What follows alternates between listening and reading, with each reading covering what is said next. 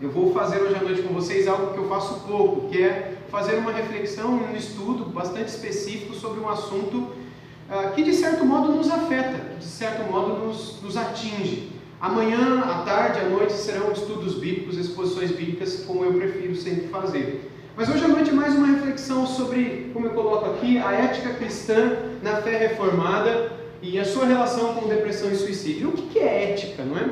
Ética é uma matéria da filosofia. E dentro da filosofia, a ética estuda o comportamento humano. De modo simples, aquilo que é certo e aquilo que é errado. Por isso que a gente diz que uma pessoa é antiética quando ela está fazendo uma coisa errada. E a gente diz que algo é muito ético quando uma pessoa tem uma atitude certa. E dentro da filosofia, ou dentro do ambiente secular, as pessoas estudam a ética à luz do mundo. Então aquilo que é certo para um, aquilo que é certo para o outro, e ninguém se importa com a Bíblia na hora de definir a ética desse mundo. Então, por exemplo, abortar é certo ou é errado? Eles não vão definir isso à luz da Bíblia. A eutanásia, você tirar a sua vida quando você perder 10 filhos, perder toda a sua saúde, quando você perder os seus bens, da mesma maneira como aconteceu com Jó. É legítimo que você peça para desligar os aparelhos ou para que alguém tire a sua vida numa situação em que você não quer mais viver, então um suicídio assistido? Bem, nesse mundo as pessoas vão dizer que à luz daquilo que se diz hoje, todo o relativismo moderno, cada pessoa é dono de si, é dono da sua própria verdade. Se para aquela pessoa aquela é a verdade, aquilo vai fazer bem para ela, vai deixar ela feliz, então ela tem o direito. Cada um tem o direito de fazer o que quer, se isso fará essa pessoa feliz, porque hoje o importante é ser feliz. O importante é não sofrer, não é? Não importa o que você fará para alcançar essa felicidade. Isso parece ser um discurso bonito, mas é um discurso errado, porque parte de uma ética que não é bíblica e assevera aquilo que é certo e aquilo que é errado. Quando a gente vai para a ética bíblica, para a palavra de Deus, a palavra também nos ensina o que é certo e o que é errado, com relação ao aborto, com relação ao casamento homossexual, com relação à eutanásia, com relação ao desarmamento, com relação à política, com relação a casamento, com relação a uma série de coisas. E embora a Bíblia não seja específica em cada um desses pontos, ela parece nos apontar caminhos do bom senso para lidarmos com todos eles. Quando a gente fala então sobre a ética cristã, na fé reformada, ou a fé dos reformadores, ou a fé daqueles que decidiram sair das indulgências, decidiram sair de um período espiritualmente em trevas, para voltar às Escrituras, a fim de que pela luz da palavra tudo pudesse ser novo, como é que nós podemos responder a todas essas situações que se apresentam diante de nós? Como, por exemplo, a realidade da depressão e do suicídio no nosso tempo. Como é que a gente responde a isso? A gente tem pelo menos 3 maneiras de responder à questão da depressão. A primeira delas é dizer que é uma frescura. Depressão é doença de rico, né? Porque pobre não tem tempo para ter depressão. Já viu pobre com depressão? Isso não sou eu que estou falando, tá? Mas a gente escuta pessoas hoje em dia falando isso. Pobre não tem depressão, porque pobre tem que trabalhar. Pobre tem tanto problema, tanta conta para pagar, que dá até medo de pensar em ficar em casa deitado. É rico que fica com esse negócio de depressão. Então, isso daí é falta de serviço, falta de vergonha na cara, falta de ter o que fazer. Algumas pessoas dizem isso. Outras pessoas mais espirituais dizem, não, a depressão é fruto de uma opressão demoníaca. É um demônio na vida da pessoa. Vamos lá amarrar, expulsar, ungir, fazer o que tem que ser feito, porque a vitória virá e a bênção chegará e o Espírito mostrará que o que faltava para essa pessoa era a plenitude do Espírito. A depressão é porque a pessoa não tem Deus na vida. Outros vão dizer, não, isso é um pecado. É algum pecado escondido. Sabe os amigos de Jó? Que chegaram para Jó e falaram, Jó, não é possível. Alguém como você, que segundo o testemunho do próprio Deus, se desvia do mal, é íntegro, cheio de fé, está vivendo esse sofrimento todo, algum pecado está escondido, ou talvez um pecado que você nem saiba. Então, Jó, é bom você ir para casa, colocar a tua vida em ordem, porque esse sofrimento todo, essa angústia toda, esse mal todo que te sobreveio, é porque tem algum pecado na tua vida. E assim, até hoje, as pessoas dizem que depressão ou é pecado, ou é demônio, ou ela é frescura, porque na verdade ela não existe. E aí, o que você diz diante de tudo isso?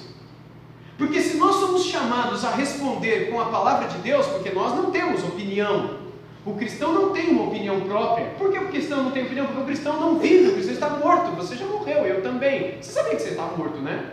Você sabe que eu morri já tem quase 18 anos esse ano que eu morri. Faz quanto tempo que você morreu?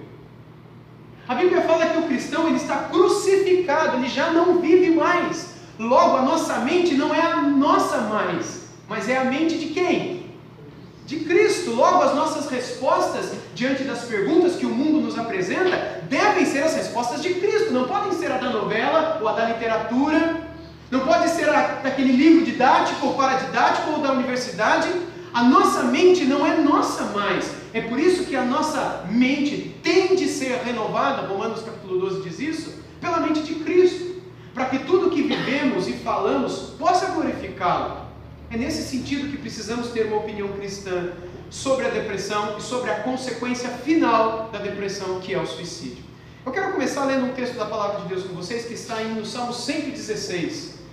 Quero ler dos versos 1 a 8 com os irmãos, por favor, para começar esse nosso tempo de discussão.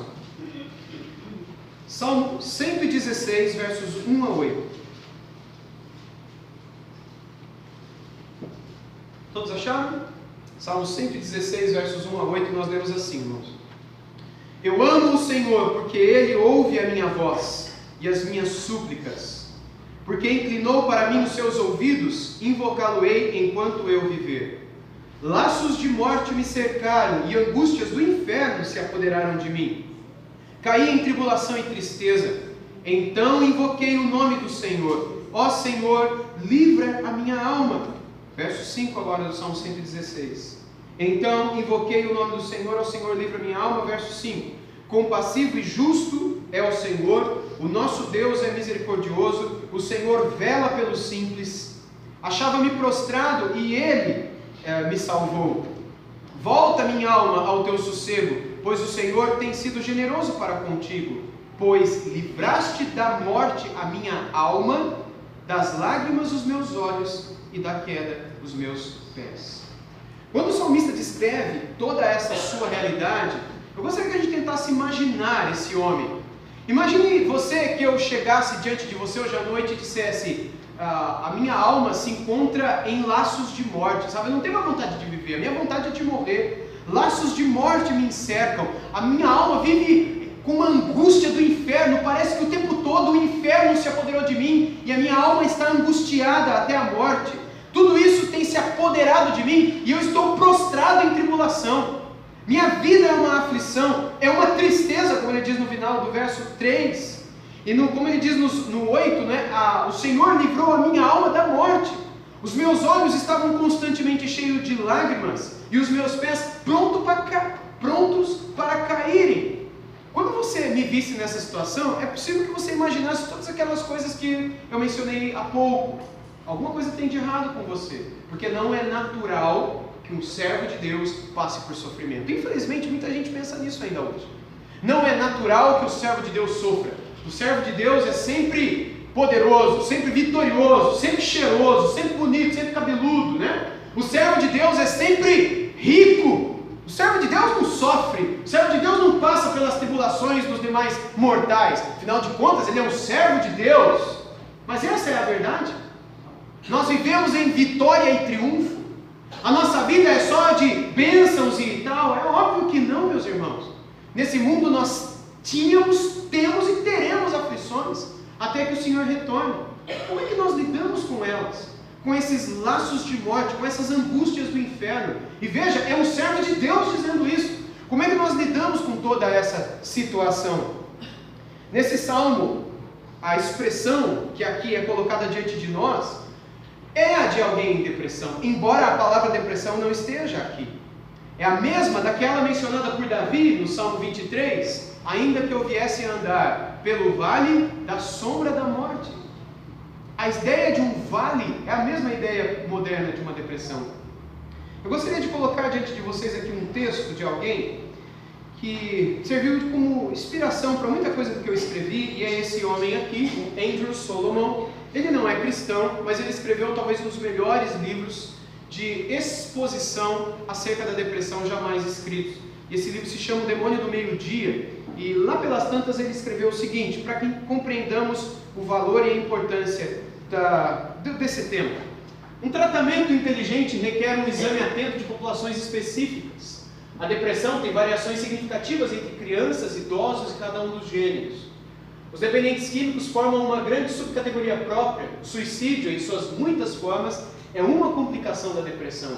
É fundamental como a depressão pode ser fatal. Antes de comentar um pouco do que ele diz aqui, é importante que a gente entenda o seguinte: a depressão ela pode ser fatal. A depressão ela mata. E muitas vezes na nossa dificuldade de lidar com o assunto e falta de interesse de pesquisar sobre o mesmo, a gente acaba achando que não, que ela é só uma daquelas 3 coisas que eu falei há pouco. A Bíblia não fala nada sobre depressão. A palavra depressão não está na Bíblia. Mas embora a moderna palavra depressão não esteja na palavra de Deus, o sentimento que carrega as pessoas que hoje sofrem com depressão aparecem na palavra de Deus. Porque o sofrimento que carregam as pessoas que passam por depressão é tão antigo quanto antigo é o ser humano. Portanto, nós encontramos na Bíblia inúmeros casos de pessoas em profunda angústia e sofrimento, que seriam descritas como pessoas em depressão, assim como hoje nós as encontramos, e como Deus as alcançou em cada um desses casos. Portanto, embora a Bíblia não nos seja clara com relação à depressão, ela nos apresenta inúmeros casos, e em todos esses casos nós vemos a graça de Deus se manifestando no cuidado de cada uma dessas pessoas. Graças a Deus, o Senhor tem permitido ser depositado, não só na sua palavra, mas também em outras ciências do conhecimento humano, aquilo que pode nos oferecer alguma ajuda. E é importante que aqueles que ajudam outras pessoas, e nós cristãos, seres humanos, somos desafiados pela Bíblia a olharmos para fora, a olharmos para o outro, a não sermos egoístas. Que a gente seja encorajado a lidar com os depressivos, fugindo dessa ideia inicial de que é um demônio, de que é um pecado, de que é uma bobeira da cabeça da pessoa. Com isso, eu não afirmo que não possa ser pecado, porque Davi no 32 e no 38, os Salmos, ele apresenta como fruto de pecado o sofrimento que ele passou. Eu não posso dizer também que não pode ser demônio, porque aquele sofrimento grandioso pelo qual Saul passou era fruto de uma opressão demoníaca. Mas daí dizer que todo sofrimento e depressão é demônio, daí dizermos que toda depressão é pecado, é fruto de uma generalização. E toda generalização esconde uma ignorância absurda. Todas as vezes que a gente diz, não, tudo é isso, é sinal de que nós não sabemos nada sobre aquilo e que a gente não está dando a mínima para o assunto. Por isso que a gente generaliza. Porque se nós estudarmos, a gente perceberá que a coisa é um pouco mais preciosa, é um pouco mais complexa do que aquilo que nós imaginávamos anteriormente. Então, eu não afirmo que não possa ser pecado, ou demônio, ou doença, enfim, mas que nós não devemos começar daí. Se a gente fizer isso, já começar de demônio e pecado, eu creio que a gente vai prejudicar alguns do precioso povo de Deus em seus momentos de maior fraqueza ou sofrimento e também angústia. Mas e aí? É demônio? É pecado? É o quê? Eu gostaria de apresentar uma outra estatística que foi escrita por um irmão nosso na fé, o Dr. David Murray, que escreveu em seu livro O Crente Tem Depressão, seguintes palavras, com uma pesquisa que ele levantou. Em uma em cada 5 pessoas experimenta depressão e uma em cada 10 uma crise de pânico em algum estágio da vida. Há uma estimativa de que 121 milhões de pessoas em todo o mundo sofrem de depressão e de que 5,8% dos homens e 9,5% das mulheres experimentarão um episódio depressivo em algum ano. Suicídio, que é algumas vezes o resultado final da depressão, é a causa principal de mortes violentas em todo o mundo, contabilizando 49,1% de todas as mortes violentas, comparada com 18,6% na guerra e 31,3% por homicídio. Eu não sei se você percebeu o que ele diz aí, mas a ideia é a seguinte. Esse é um dado que ele levantou no país em que ele mora, nos Estados Unidos da América, e eu vou mostrar daqui a pouco para vocês que os dados do Ministério da Saúde do governo federal brasileiro é muito semelhante com esse, como também o do Japão, o da Alemanha e de alguns outros países do mundo que encabeçam a lista dos 10 países em que o suicídio estão como um dos maiores problemas chama-se de saúde pública, né? Mas de eventos que acontecem na sociedade daquele país. O Brasil é o 8º país em números absolutos de suicídio no mundo, atrás de países como Japão, Estados Unidos e alguns outros países da Europa. E ele coloca aqui que naquele país, os Estados Unidos, anualmente, cerca de 49,1% das mortes violentas. E morte violenta não é a pessoa que pegou uma gripe, espirrou, morreu. Ou a pessoa que estava doente, ou a pessoa que já avançada em idade, por causas naturais, falência dos órgãos. Causa violenta é acidente de trânsito, assassinato, a pessoa foi para a guerra, mortes por causas violentas. E o suicídio é considerado uma causa violenta. 49,1% das mortes violentas são suicídio decorrente de depressão. Ele coloca aqui que 18,6% das mortes violentas naquele país são fruto das pessoas que vão para a guerra. Ou seja, morrem mais pessoas de depressão do que pessoas que vão para a guerra. E 31,3% por conta de homicídio. Ou seja, menos pessoas são assassinadas do que pessoas se matam em um estágio final da depressão. Perceba como o caso é sério. Perceba como, diante de um quadro assim, a gente tem que ter em mente que uma palavra irresponsável da nossa parte pode prejudicar uma pessoa e pode levar uma pessoa à morte. Quando você chega para ela e diz, por exemplo, quando a depressão ela já atingiu a mente daquela pessoa e ela já está enferma por causa daquilo, e você diz, não, isso não é nada. E a pessoa não vai se tratar. Seria o equivalente a você dizer para uma pessoa que está com câncer, dizer, não, isso não é nada. Ou dizer, não, isso é um demônio. Não, isso é uma mentira do médico. Não vai tomar quimioterapia, não vai se tratar, porque isso não é de Deus. Você tem que ter fé, tem que orar, o Senhor vai amarrar, vai expulsar esse demônio, vai desaparecer dentro de você, você vai ficar curado, nós vamos glorificar a Deus, em nome de Jesus, amém. E aí você não vai atrás, e aí você vai morrer de uma maneira irresponsável, não cuidando daquilo que não é mais seu, porque teu corpo não é mais seu. Essa é uma outra coisa que eu queria só lembrar a você e a mim, o nosso corpo não é nosso, a gente não pode fazer o que a gente quer com ele. O nosso corpo hoje pertence a Deus, Ele pagou um preço por esse corpo. E Ele diz que o nosso corpo é templo de quem? Não das nossas vontades, sonhos e planos pessoais, mas do próprio Espírito Santo de Deus. E essa é a razão pela qual nós devemos cuidar enquanto tivermos o controle dele. Alimentá-lo bem, dar o tratamento que é possível dar a ele quando estivermos diante de enfermidade, porque ele não é nosso. E se Deus, por meio do tratamento, vier a curá-lo, é porque Deus quer nos dar mais vida para o glorificarmos nessa terra. Essa é a razão pela qual é irresponsável dizer para uma pessoa, não vai atrás disso não vai atrás de um exame, de um médico, ou isso é coisa da sua cabeça, ou vamos orar que Deus vai tirar isso de você. Veja que uma palavra irresponsável da tua parte pode fazer com que essa pessoa piore no quadro da depressão, e isso possa levá-la ao suicídio. No final de 2015, durante uma semana de pregações em São Luís do Maranhão, eu estive lá para pregar sobre depressão. Eles estavam para lançar o meu livro e alguns irmãos já sabiam disso e eles pediram para que eu falasse disso lá. Na verdade foi um senhor que era um deputado à época, um deputado estadual no Maranhão, e ele tem um centro comunitário, ele chamou a comunidade para ouvir palestras sobre depressão e a visão cristã sobre o assunto. Eu falei para muita gente ali, e depois ele me levou numa rádio de grande alcance. O combinado era o seguinte, se não me engano era a rádio da Record. Você vai falar, tem mais de 100 cidades que ouvem a nossa rádio aqui no interior do estado do Maranhão, não só aqui na capital São Luís. Você vai falar durante 45 minutos, o programa é 1h30. Depois de 45 minutos sobre depressão, a gente vai abrir para os ouvintes. Se a gente tiver telefonemas, você vai responder a pergunta dos ouvintes. Se ninguém ligar, você inventa alguma coisa para falar, mas tem que falar 1h40 aqui. E pastor tem sempre o que falar, né? Eu falei, tá bom. Aí eu falei os 45 minutos, aí foi o intervalo, ele colocou umas vinhetas lá, umas propagandas, e aí voltou e abriu o telefone e teve telefonemas até o final. Mas um me marcou. Foi uma senhora bem do interior que ligou e ela quis saber o que aconteceu com a mãe dela. E ela já em prantos, uma senhora talvez com seus 70 anos de idade, e ela disse, pastor, a minha mãe, eu queria que o senhor explicasse o que aconteceu com a minha mãe.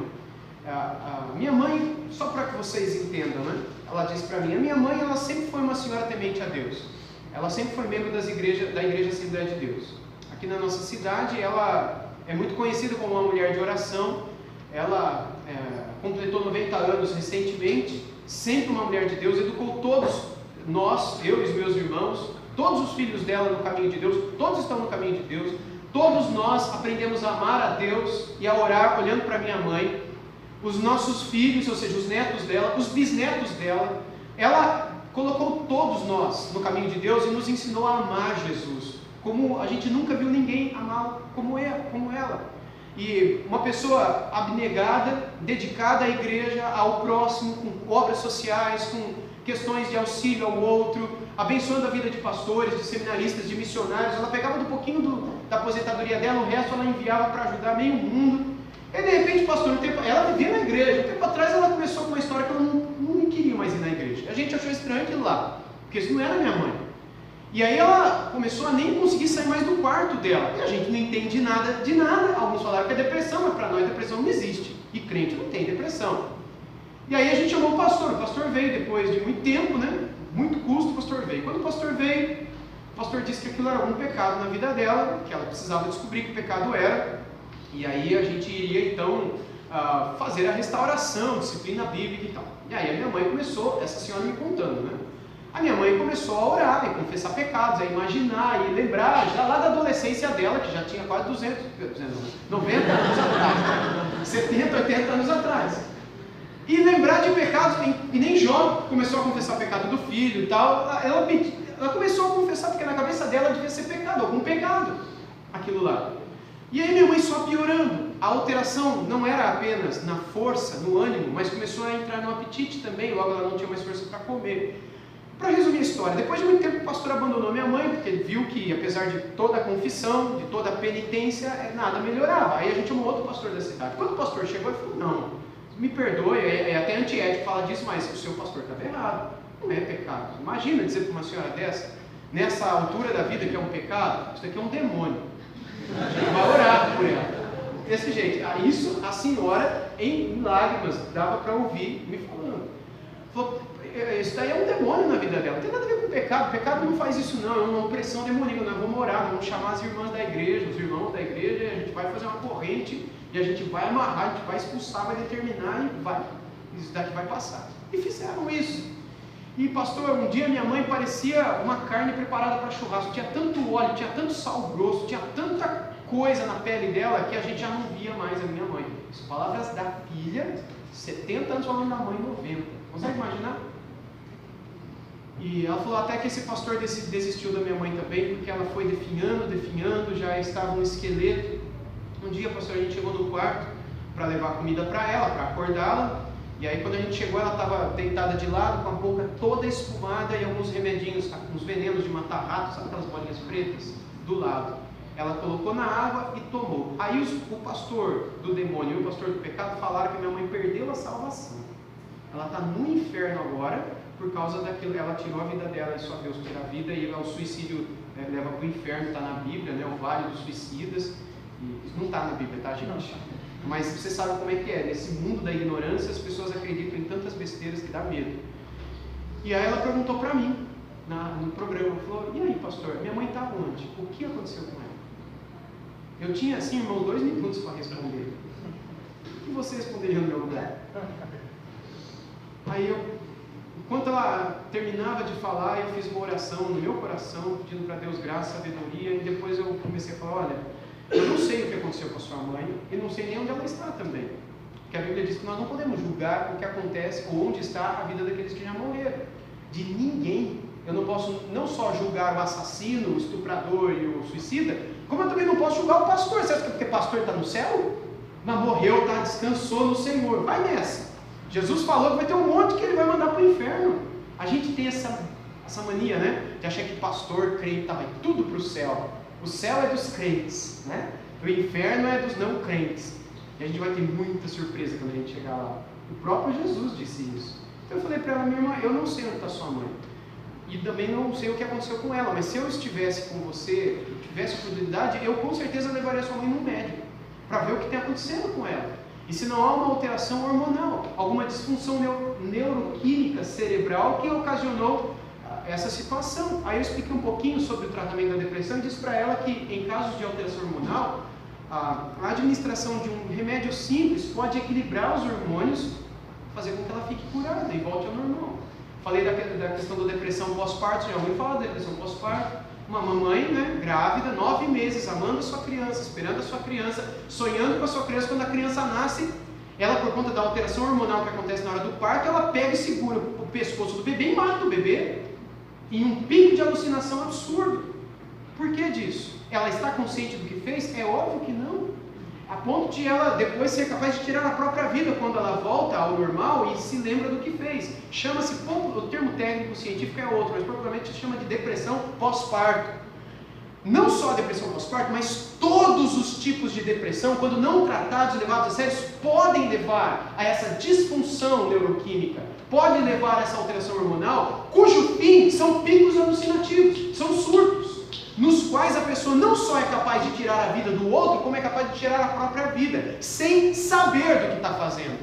Eu disse para ela, eu duvido que a sua mãe esteve consciente do que fez quando fez o que fez. Eu não entendo, até a própria ciência não entende, mas o que a gente sabe, que são picos alucinativos semelhantes à esquizofrenia, na qual a pessoa que sofre não sabe o que está fazendo. Eu estou aqui, de repente eu começo a gritar e vender ações da Bolsa de São Paulo, Bolsa de Valores. Ou eu começo a dizer, reme mais forte, senão a gente não vai chegar lá em Guiné-Bissau. Vocês remem como? Reme, tá aí o remo, vocês não estão vendo o mar, olha a baleia passando ali. Aí vocês olham para mim estranhamente, porque a esquizofrenia traz esses picos alucinativos.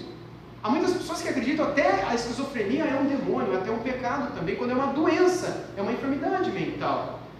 Portanto, meus irmãos, não só o caso dessa senhora, mas como é o caso de tantos outros. E quando a gente pergunta de quem é a culpa, né, por ela ter feito o que fez, é tão difícil a gente lidar com isso. Mas será que não seria daqueles homens ou daquelas pessoas todas que chegaram para ela e disseram, isso é demônio, isso aí é um pecado escondido na sua vida? O que levou aquela senhora a tomar aquele veneno de rato? Não foi a sua própria vontade de acabar com a própria vida, mas foi também a irresponsabilidade daqueles que conviviam com ela e não deram uma palavra certa. Daqueles que chegaram e disseram, isso é coisa da sua cabeça, não se preocupa com isso não, isso é bobeira, isso é paz, confia em Deus. Quando ela estava doente, uma palavra irresponsável, um conselho irresponsável levou uma pessoa à morte. Portanto, eu acredito sim, que boa parte da responsabilidade daquele suicida que se matou numa decorrência de depressão é daqueles que conviviam com ele, não necessariamente os parentes da casa, porque esses às vezes nem sabem do que é aquilo, às vezes nem sabem como lidar com aquilo, porque para muita gente é uma coisa nova, mas daquelas outras pessoas que conviviam e que às vezes não se importaram em conhecer o assunto, meus irmãos. Eu tenho pessoas da minha família que já se suicidaram, eu nem vou pedir para levantar a mão aqui, porque toda vez que eu faço isso, todo mundo levanta a mão. Porque conhece alguém na própria família, ou no trabalho, ou na escola, ou no bairro, no contexto mais próximo que tirou a própria vida. A maioria é um parente. Eu não estou dizendo isso que você é totalmente culpado, mas eu estou dizendo, até porque na hora do suicídio, não é a hora da gente achar culpados, não é a hora da gente imaginar o que aconteceu ou para onde foi. É a hora da gente fazer a reflexão, o que é que a gente pode mudar enquanto estamos vivos. Enquanto nós temos outras pessoas passando pela mesma situação que passou aqueles que se mataram, e esses que agora passam poderão tirar a sua própria vida também. Portanto, o que é que nós podemos fazer para ajudá-los a fim de que eles não terminem suicidando-se também? Essa é a nossa reflexão, esse deve ser o nosso pensamento. Por isso é tão sério. E casos assim não são raros, de pessoas que por não se tratarem, acabam entrando num pico de alucinação e tiram a própria vida. Ontem na primeira igreja batista eu mencionei o caso de um pastor que estudou no mesmo seminário que eu, alguns anos antes que eu, e ele saiu de um culto de oração, ele estava com depressão e não foi se tratar, porque ele achava que ele era pastor, você é pastor, vai no psiquiatra. Onde já se viu um negócio desse? Pastor em médico, pastor não gosta nem de médico. Há um tempo atrás, não só pastor, mas crente também, não sei se vocês lembram dessa época, onde tomar remédio era pecado, porque Jesus tomou sobre si as nossas enfermidades, não é? É uma adulteração do texto lá de Isaías 53. Então as pessoas olhavam para você, que estava com um paracetamol dentro da bolsa, um anador, e perguntavam, o que essa balinha do capeta está fazendo dentro da sua bolsa? Porque isso daí é para roubar a sua fé, esse pirulito do Satanás. Você vai tomar isso? Você vai chupar isso? Você vai beber esse xarope? Vai fundo. Onde está a sua fé? Você não tem fé que Deus te cura? Você não tem fé no poder de Deus? Aleluia? E aí o povo ignorante diz, oh meu Deus, toma ou não toma? E aí não toma. Numa aparente piedade. E essa pessoa às vezes morre nessa situação, quando na verdade ela deveria estar cuidando do templo do Espírito Santo com aquele remédio, que pela graça de Deus existe. Mas não. Ele deu ouvidos a esse irresponsável que aconselhou dessa maneira. O mesmo acontece hoje com depressão. Irresponsáveis estão por todo canto. Se um dia você aprendeu que depressão se cura com Bíblia somente, esqueça isso para o seu bem. Se miopia se cura somente com a Bíblia e vem entupido do coração se cura com oração, então beleza, pode continuar acreditando que depressão se cura só com oração também. Mas a gente tem a mania de achar que a doença vem até o olho, né? Eu sou míope, por exemplo, você sabe que isso é uma doença, não tem cura para isso. Aliás, hoje em dia tem algumas, quando é muito grave, que faz cirurgia, mas não é o meu caso. Então, de noite, principalmente, eu enxergo Natanael meio embaçado, lá no fundo está tudo embaçado, tudo embaçado. Então eu tenho dificuldade para dirigir, tenho dificuldade para reconhecer, tenho dificuldade para um monte de coisa, cansa a vista. Então o remédio se chama óculos.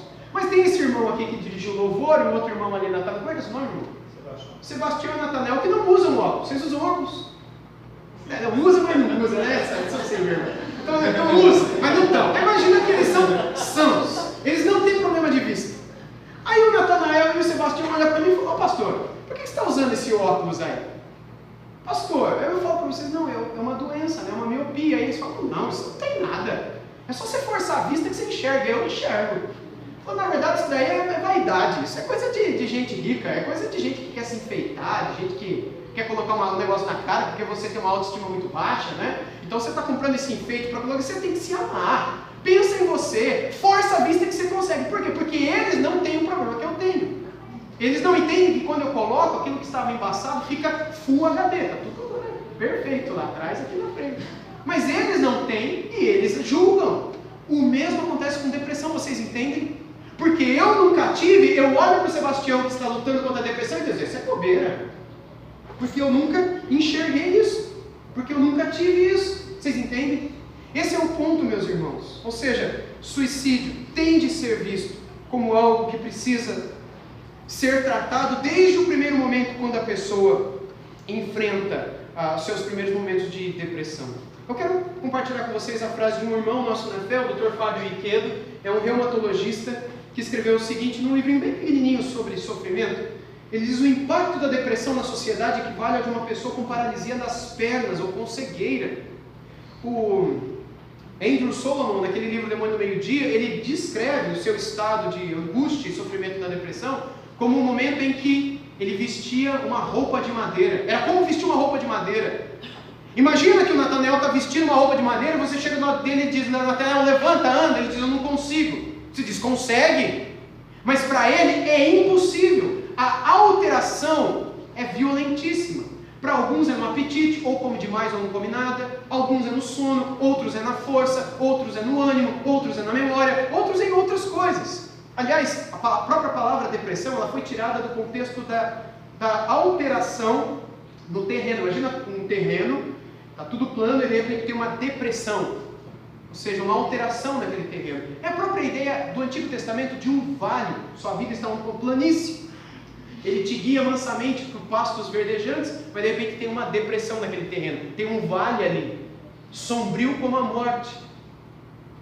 Essa é a ideia. Daí foi tirada a moderna palavra depressão. Quando alterações assim acontecem, elas são capazes de, inclusive, paralisar uma pessoa, conforme descreve esse reumatologista brasileiro. E de acordo com uma pesquisa realizada por estudantes de Harvard, da Universidade de Harvard nos Estados Unidos, financiadas pelo Banco Mundial e encomendada pela Organização Mundial de Saúde, a OMS, a depressão é a doença que mais incapacita pessoas maiores de 5 anos de idade. Para pensar um negócio desse. A depressão é a doença que mais incapacita pessoas maiores de 5 anos de idade. Gente, a esclerose incapacita uma pessoa. Um acidente automobilístico deixa uma pessoa incapacitada também, paraplégica, tetraplégica. Mas a doença que mais incapacita pessoas acima de 5 anos de idade é a depressão. Segundo pesquisa de alunos da Universidade de Harvard, encomendada pela Organização Mundial de Saúde. Tem um site norte-americano chamado suicide.org, suicídio.org. Você sabe que se você entrar no Google e pesquisar lá como me matar, o Google vai te dar um monte de técnicas. Pra você fazer a corda, para você fazer um veneninho caseiro, usando os temperinhos da tua mãe, usando Coca-Cola, Mentos, etc. Sabe essas coisas que de vez em quando o povo fala aí fora? Para usar um monte de coisinhas daí da vida, você se mata. O Google faz isso, terrivelmente faz. E alguns americanos, sacando isso, eles decidiram criar um site para o qual todas as pesquisas seriam indirecionadas. Pesquisas de pessoas que queriam se matar. Eles cairiam nesse site suicídio.org. E o objetivo, quando as pessoas caíssem ali, era tirar da cabeça deles essa ideia e dar a eles o que eles precisam nessa hora de grande angústia. Uma vez que eles se sentem sozinhos e a internet é como se fosse um último refúgio. E eu coloquei no meu livro algumas palavras sobre uma pesquisa desse site que eu quero compartilhar com vocês aqui. De acordo com o site suicide.org, mais de 30 mil pessoas se suicidam anualmente nos Estados Unidos da América.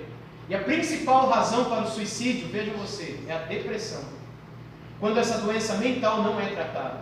Enquanto o suicídio por causa de depressão é a 11ª causa de morte nos Estados Unidos, o assassinato é a 13ª causa de morte no mesmo país.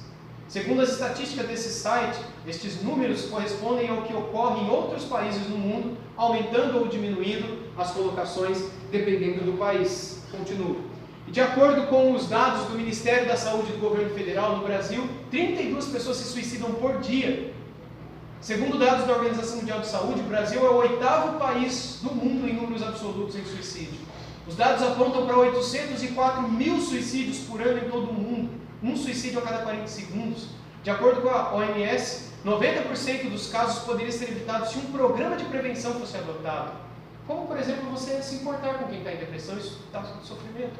Curiosamente, a faixa etária na qual mais se vê suicídios é acima dos 70 anos, principalmente por conta de doenças relacionadas à depressão. E quando fala-se 70 anos de idade, homens e mulheres, mais mulheres do que homens, por conta de alterações hormonais que nas mulheres acontecem mais do que em homens, mas em homens também, obviamente, por conta de que nesse período da idade uma alteração hormonal acontece de uma maneira muito grande. E também, eu continuo aqui, já entre os jovens de 15 e 29 anos de idade, o suicídio é a 2ª principal causa de morte, e via de regra também por causa de depressão, também período de alterações hormonais muito fortes. Dados do Ministério da Saúde de 2014 apontam para 10.600 casos de suicídio no país, aqui no Brasil naquele ano. Segundo o depoimento da Alexandrina Meleiros, coordenadora da Comissão de Combate ao Suicídio da Associação Brasileira de Psiquiatria, ao site da Agência Brasil, 98% das pessoas que se suicidaram nesses 10.600 casos tinham transtornos mentais tais como depressão, transtorno bipolar, esquizofrenia, dependência de drogas e outros. Portanto, meus irmãos, nós precisamos ter isso tudo em mente e saber que nós precisamos ter uma atitude diante dessas pessoas. E a atitude é a seguinte: o que leva uma pessoa ao suicídio em casos de depressão? Porque entendendo o suicídio, nós entenderemos a depressão. Porque nós não devemos apenas acudir uma pessoa que está a ponto de suicidar-se. Aliás, a gente se preocupa muito com aquela que fala: eu vou me matar, vem aqui senão eu me mato. Não vai nada, né? Quem vai se matar não anuncia, não fala isso. É muito comum, né? Hoje em dia, pastores: você vai se matar? Não, tudo bem. Só deixa tudo em ordem aí, né? E a pessoa não se mata, porque quem se mata não avisa. É óbvio que a gente tem que ter cuidado, ficar atentos aos sinais, aos detalhes, a fumaça que muitas vezes aparece, mas via de regra ela aparece não por meio de anúncios claros, mas principalmente por meio de percepção de sintomas da depressão. E é a depressão, portanto, é para a depressão que nós precisamos olhar acima de tudo, e com ela nós devemos nos preocupar mais do que com tudo, sabendo de que é ela quem conduz a maioria das pessoas a um final triste como esse do suicídio. Versículos 3, 4 e 5 dizem o seguinte: porque tu és a minha rocha e a minha fortaleza, por causa do teu nome tu me conduzirás e me guiarás, tirar-me-ás do laço que as ocultas me armaram, pois tu és a minha fortaleza, nas tuas mãos eu entrego o meu espírito, tu me remiste, Senhor, Deus da verdade. Veja, a expressão que ele usa aqui, de uma maneira muito clara, é que Deus é a sua rocha e a sua fortaleza. Em todos esses casos, o que falta a uma pessoa dessa? O que falta a uma pessoa que está a ponto de tirar a sua vida e está convicta de que essa é a sua melhor decisão? A pessoa que está a ponto de suicidar-se está procurando o seu último refúgio. Ela não vê mais na família um refúgio, por isso ela está a ponto de perder a própria família, filho, esposa, etc. Quando está consciente do que faz. Ou porque não encontra mais nos relacionamentos, mais em Deus, mais em dinheiro, mais em nada.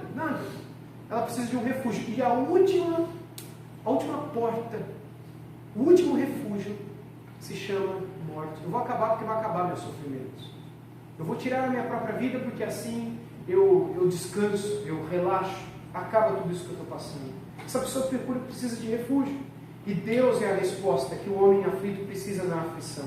Em nossas aflições, muitas respostas virão à nossa mente tentando ganhar força e confiança. Acaba com a sua vida. Faz isso, faz aquilo. Mas todas elas são enganosas. O único refúgio para o homem em sua angústia e sofrimento é o próprio Deus. É o próprio Deus na pessoa bendita do nosso Senhor Jesus Cristo.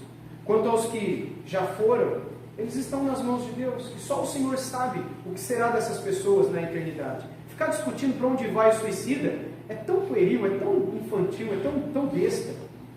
Até porque Jesus falou para a gente que não é para a gente ficar discutindo para onde vai, porque quem é o juiz que vai julgar quem vai para o céu ou para o inferno? É você? Sou eu? Não, eu acho que vai para o céu. Eu acho que vai para o inferno. Mas quem é você? Quem nos julgará é o próprio Deus. Não nos cabe ficar julgando para onde foi, quem se matou ou quem foi morto. Cabe nos refletir por que é que essa pessoa fez isso. Cabe nos refletir que muitas estão a ponto de fazer a mesma coisa. E cabe-nos então concluir que nós precisamos fazer alguma coisa com esses que estão vivos, porque os que já morreram estão nas mãos de Deus. E Deus dará a eles o fim que bem quiser, porque eles estão nas mãos do Senhor e não nos cabe julgar. Não nos cabe aqui pensarmos neles, mas em nós mesmos. No que faremos das nossas vidas quando nós viemos a passar pelas mesmas circunstâncias que nos façam pensar em tirar a própria vida também, e que talvez tirar a própria vida seria a melhor coisa a fazer. O que nós devemos lembrar é que Deus sempre nos esperará de braços abertos como um refúgio seguro, no qual encontraremos segurança, força e consolo e direção nos dias da aflição. Que a gente nunca se esqueça disso, e que a gente nunca se esqueça de quem é aquele que se coloca ao nosso lado para nos sustentar em momentos de grande aflição. E que com todo o coração nós possamos nos dedicar para não só estudar mais sobre esse assunto, mas também para olharmos mais para fora de nós. Colocarmos os nossos olhos e o nosso sentimento na vida daquelas pessoas que estão passando por grande aflição. Nos lembrando das palavras do apóstolo Paulo, que a gente não vive para si, nem morre para si. Nos lembrando também das palavras bíblicas de que nós devemos nos alegrar com quem se alegra, mas também chorar com quem chora. Não existe essa ideia do mundo que, tipo, eu já tenho tanto problema, eu não vou. Me desculpa, mas tem pastor para isso, ele ganha para isso. Pastor, tem um irmão aqui em aflição, o senhor pode socorrê-lo? Não é essa a ideia bíblica. Dar tudo ao pastor para ser aconselhado, ou pior, mandar tudo para o psicólogo. Meus irmãos, a Bíblia diz: aconselhai-vos uns aos outros no temor do Senhor. Habite ricamente em vós a palavra de Cristo, aconselhando-vos uns aos outros no temor do Senhor. Colossenses capítulo 3, versículo 16. Logo, você deve aconselhar um outro. Sabe por que o pastor aconselha? Não é porque ele é pastor, é porque ele é crente. Você sabe por que o pastor visita? Não é porque ele é pastor, é porque ele é crente. É porque ele conheceu a Cristo. É porque ele aprendeu que o egoísmo é um pecado. É porque ele aprendeu a chorar com quem chora e a sorrir com quem sorri. Você acha que no dia que eu, que sou pastor de uma igreja local, não for mais pastor, eu não vou mais visitar os crentes? Eu não vou mais estar com meu irmão? Não vou mais aconselhar as pessoas?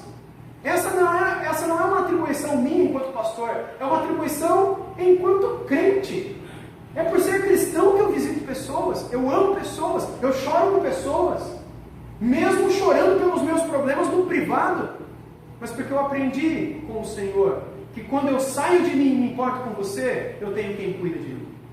Mas quando eu estou tão preocupado só com a minha vida, talvez esse que poderia cuidar de mim me deixe sozinho.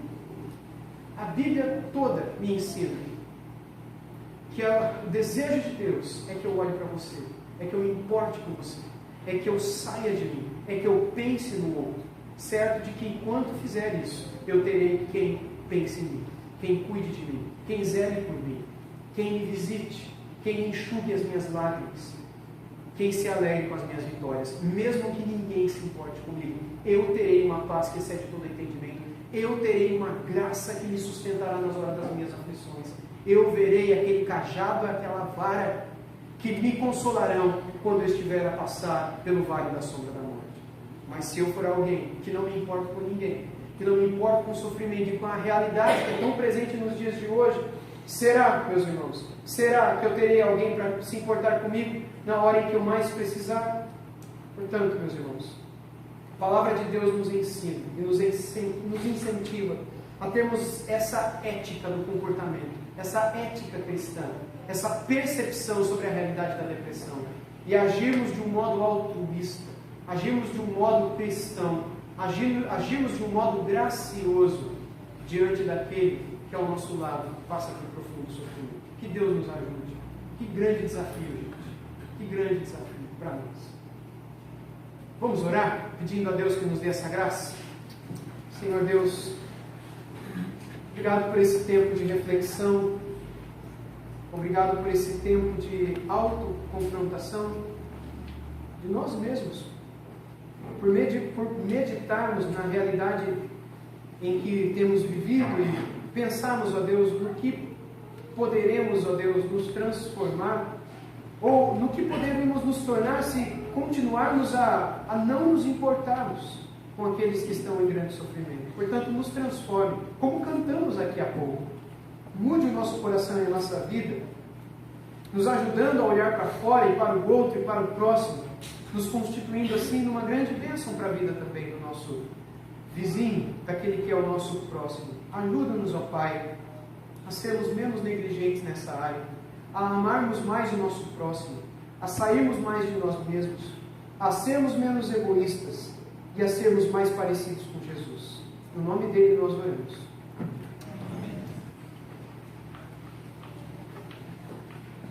Graças a Deus.